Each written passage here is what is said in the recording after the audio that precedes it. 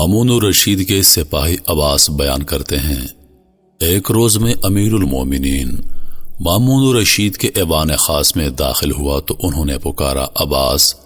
میں نے کہا، لبیک یا امیر، اسے لے جاؤ اور صبح سویرے میرے دربار میں پیش کرنا۔ کیا دیکھتا ہوں ایک شخص بیڑیوں، ہتھکڑیوں اور زنجیروں سے جکڑا ہوا بے حس و حرکت پڑا ہے۔ چنانچہ میں نے ماتحت پولیس ملازمین کو اسے حراست میں رکھنے کا حکم دیا۔ وہ اسے اٹھا کر حوالات کی طرف چلنے لگے۔ مجھے خیال آیا کہ امیر نے جس غیظ و غضب اور سختی سے اسے حراست میں رکھنے اور صبح سویرے پیش کرنے کا حکم دیا ہے، اس کا تقاضا یہ ہے کہ میں اسے پولیس ملازمین کے سپرد کرنے کے بجائے گھر میں اپنی نگرانی میں رکھوں۔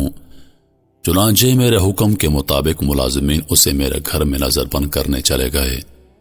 رات گزرنے کے بعد میں نے اسے بلایا اور پوچھا، تو کون ہے؟ تیرا نام کیا ہے؟ تو کہاں کا رہنے والا ہے اور تیرا قصور کیا ہے؟ قیدی بولا، میں دمشق کا رہنے والا ہوں۔ عباس، اللہ رب العزت دمشق اور اس کے اندر رہنے والوں کو خیریت سے رکھے۔ تم کون سے قبیلے اور کس گھرانے سے تعلق رکھتے ہو؟ قیدی نے کہا، تم کس کس قبیلے اور کون کون سے گھرانے کو جانتے ہو؟ عباس بولا، تو فلاں قبیلے کے فلاں آدمی کو جانتا ہے؟ قیدی نے جواب دیا، جب تک آپ مجھے اس آدمی سے اپنی دلچسپی کا سبب نہ بتائیں گے اس وقت تک میں آپ کو اس کے متعلق کچھ نہیں بتاؤں گا۔ عباس نے کہا، اس آدمی سے میری دلچسپی کا سبب سنو۔ میں کسی دور میں گورنر دمشق کا افسر تھا۔ وہاں کے لوگوں نے گورنر کے خلاف بغاوت کر دی۔ معاملے کی سنگینی دیکھ کر دمشق کے گورنر پنجرے میں لٹک کر قلعے سے اترا اور اپنے ساتھیوں سمیت فرار ہونے میں کامیاب ہو گیا۔ ان فرار ہونے والوں میں میں بھی تھا۔ مجھے پکڑنے کے لیے میرے پیچھے لوگوں کا جتھا مسلسل دوڑ رہا تھا، البتہ میں انتہائی تیز رفتاری سے دوڑتا ہوا ان کی دسترس سے باہر ہو کر ان کی آنکھوں سے اوجھل ہو گیا۔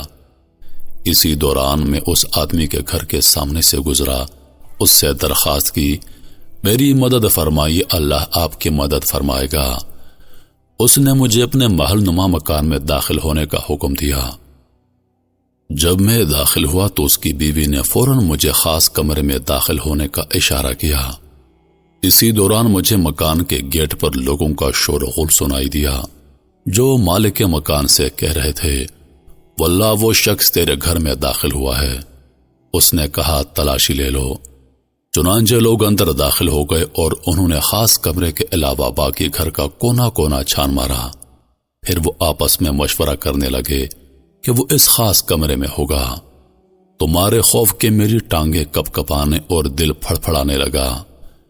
اس کی بیوی جو کہ میرے پاس کھڑی تھی جرأت کی اور انہیں سختی سے کہا، جس کی وجہ سے انہیں اندر داخل ہونے کی جرأت نہ ہوئی اور وہ باہر نکل گئے۔ مجھ پر ایسا خوف اور وحشت طاری ہو رہی تھی کہ میری ٹانگیں میرا بوجھ برداشت کرنے سے جواب دے گئیں۔ وہ آدمی باہر دروازے پر کھڑا ہو گیا اور اس کی بیوی مجھے حوصلہ دینے لگی، ڈرو نہیں، آرام سے بیٹھ جاؤ، اللہ تعالیٰ نے آپ کو ان کے شر سے محفوظ کر لیا ہے۔ اب آپ امن و سکون سے رہیں، جس پر میں نے ان کو ڈھیریں دعائیں دیں۔ اس کے بعد اللہ کا بندہ مجھ پر مسلسل لطف و کرم اور محبت و مودت کے یادگار موتی برساتا رہا، یہاں تک کہ اس نے میرے اندر سے بیگانگی کا احساس ختم کر دیا۔ اس نے مجھے اپنے محل میں ایک الگ مکان دے دیا، ضروریات زندگی اتنی وافر مقدار میں مہیا کی، اور صبح و شام میری ایسی خبر گیری کی کہ میں تمام دکھ بھول گیا۔ چنانچہ میں نے اس کے ہاں زندگی کے بہترین 4 ماہ گزارنے کے بعد اس سے ان لفظوں میں اجازت طلب کی، اب فتنہ دب گیا ہے اور شہر پرسکون ہے، میں اپنے غلاموں کو تلاش کر لوں۔ چنانچہ اس نے واپس آنے کا وعدہ لے کر اجازت دے دی۔ میں شہر گیا اور غلاموں کا پتہ نہ پا کر واپس آ گیا۔ اس دوران میری بے مثال اور انتھک خدمت کرنے کے باوجود اس نے نہ میرا نام پوچھا، نہ پتہ، نہ عہدہ، بلکہ وہ مجھے میری کنیت سے بلاتا رہا۔ ایک روز میں نے اس سے بغداد جانے کی اجازت مانگی تو اس نے بخوشی اجازت دینے سے قبل مجھ سے کہا، میں بغداد جانے والے قافلے کا پتہ کر آؤں اور جس روز وہ روانہ ہو اس روز آپ کو الوداع کہوں۔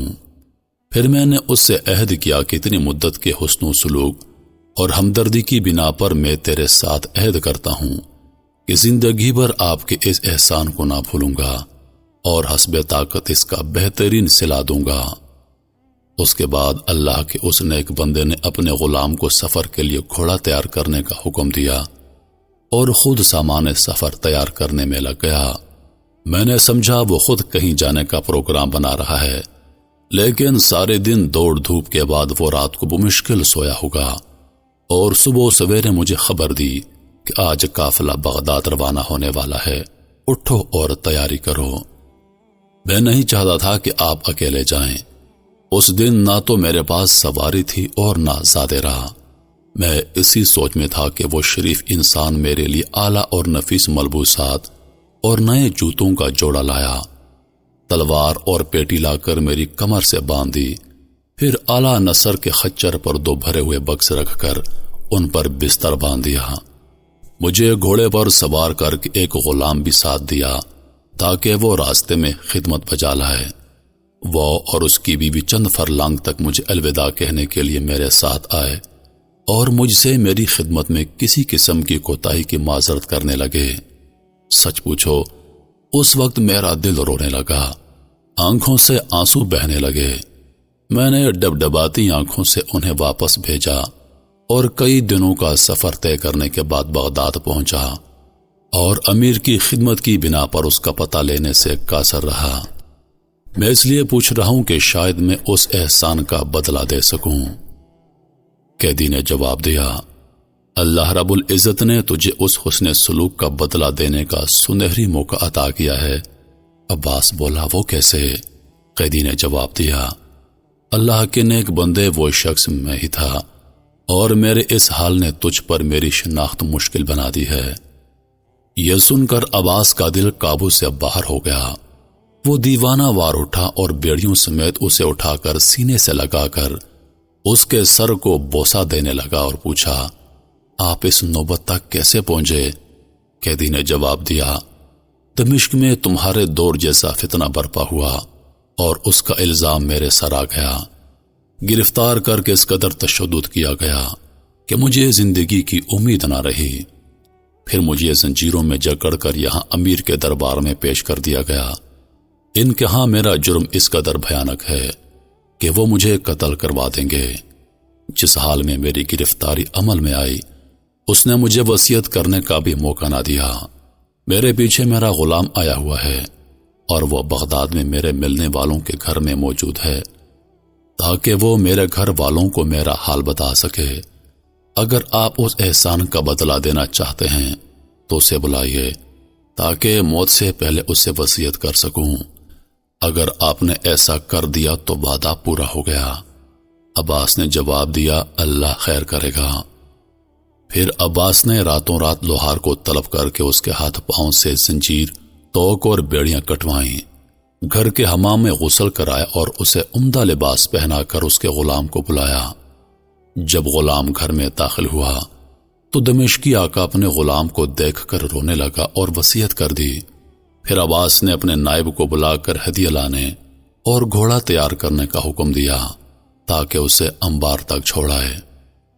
قیدی نے جواب دیا، عباس دیکھو، امیر کے ہاں میرا جرم نہایت بھیانک ہے۔ اگر میں فرار ہو گیا تو وہ مجھے اپنے لاؤ لشکر کے ذریعے پکڑ لیں گے اور قتل کرا دیں گے۔ عباس تم نجات پاؤ اور مجھے اپنے کام کی تدبیر کرنے دو۔ قیدی، واللہ میں بغداد سے باہر نہیں جاؤں گا اور مسلسل تیری خبر رکھوں گا۔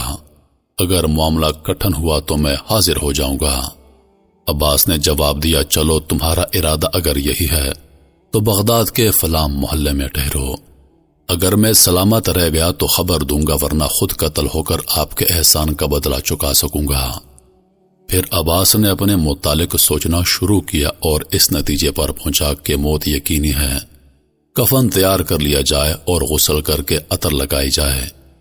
چنانچہ اس نے طلوع فجر سے پہلے غسل کیا اور خوشبو لگا کر کفن تیار کر لیا۔ نماز فجر سے فارغ ہوتے ہی امیر کا حکم آیا کہ آدمی کو لے کر ایوان شاہی میں پہنچو۔ جب عباس وہاں پہنچا تو امیر نے پوچھا، عباس مجرم کہاں ہے؟ عباس کی خاموشی پر انہوں نے کہا، افسوس تجھ پر، اگر تو نے کہا کہ وہ فرار ہو گیا ہے تو تیرا سر قلم کروا دوں گا۔ عباس، نہیں امیر، ہرگز نہیں، وہ فرار نہیں ہوا، بلکہ آپ تھوڑی دیر کے لیے میرا اور اس کا قصہ سن لیجئے اور پھر جو جی میں آئے کر گزریے۔ اس کے بعد عباس نے اپنی اور اس کی مکمل رودات سنائی اور عرض کیا، اگر آپ مجھ سے درگزر فرمائیں تو میں نے اس موسن سے حق وفا ادا کر دیا۔ اگر آپ مجھے اس پاداش میں قتل کرنا چاہتے ہیں تو میں غسل کر کے خوشبو استعمال کر چکا ہوں اور میرا کفن میری بغل میں ہے۔ مامون، اللہ تجھے تیرے احسان کی جزا نہ دے، تیرا احسان بھلا کب اس کے درجے کو پا سکتا ہے، کیونکہ تو نے پہچاننے کے بعد احسان کیا اور اس نے بغیر جانے پہچانے تجھ پر احسان کیا۔ مجھے پہلے کیوں نہیں بتایا کہ تیری طرف سے میں خود اس کے احسان کا بدلہ دیتا؟ عباس، امیر وہ ابھی بھی دارالحکومت بغداد میں موجود ہے تاکہ میرے معاملے کی خبر رکھے۔ اگر مجھے اپنی جان کا خطرہ درپیش ہو تو وہ میری جگہ پیش ہو کر اپنی گردن کٹوا دے۔ مامون، یہ اس کا تجھ پر دوسرا احسان ہے جو پہلے سے بھی بڑا ہے، جا اور اسے میرے پاس لا تاکہ تیرے اوپر ہونے والے احسان کا صلہ میں خود ادا کر سکوں۔ چنانچہ عباس اس کے پاس گیا اور خوشخبری سنائی کہ آپ کا خوف دور ہونا چاہیے۔ امیر نے یوں کہہ کر آپ کو طلب کیا ہے۔ اس نے کہا، الحمدللہ، شکر ہے اس ذات کا جس کے سوا تنگیوں اور مشکلات کو کوئی دور نہیں کر سکتا، وہی حمد کے لائق ہے۔ پھر وہ سوار ہو کر امیر کے سامنے پیش ہوا۔ انہوں نے اپنے پاس بٹھا کر گفتگو کی اور اس کے ساتھ مل کر کھانا کھایا۔ پھر اسے دمشق کی گورنری پر متعین کرنا چاہا، جس سے اس نے شکریہ کے ساتھ نامنظور کیا۔ اس کو خلعت فاخرہ دے کر الوداع کیا گیا۔ میرے محترم عزیز دوستو، یہ تھی وفاداری، اور یہ تھی وفاداری کے بدلے وفاداری۔ محترم عزیز دوستو، یہ اس دور کی بات ہے جب دل سچے، مکان کچے اور لوگ سچے ہوا کرتے تھے۔ یہ تھا وفاداری کے بدلے وفاداری، یہ تھا حسن سلوک کے بدلے حسن سلوک۔